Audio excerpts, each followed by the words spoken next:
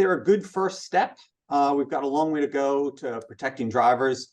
The most important thing that the drivers want is the right to form a union, which these settlements do not create and is currently not allowed under federal law. So, that's the most important thing. But, these were good things. These settlements will put money into the pockets of drivers right away and give some minimum protections around minimum pay, give them sick leave, things like that. So this is a good start, but we've got a long way to go.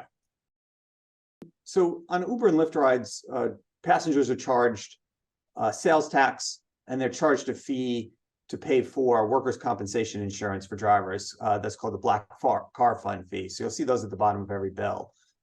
For the years under question here, the Attorney General's office is alleging that Uber and Lyft was taking that money out of the pockets of the drivers instead of out of the passengers' fees, which is what they were required to do.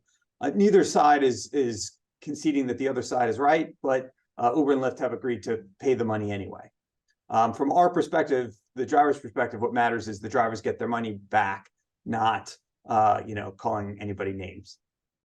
So people who take these jobs really ranges, and some of that depends on where you're doing the work. So in New York City, this is absolutely a full-time job.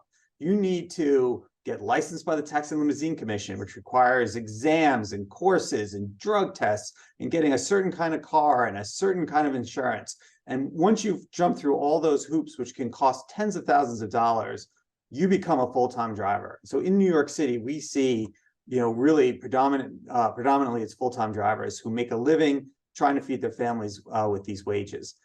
Outside of New York City, it's more variable. Some people absolutely do this full-time, and this is their job. Other people come and go throughout the come and go into the job and out of the job.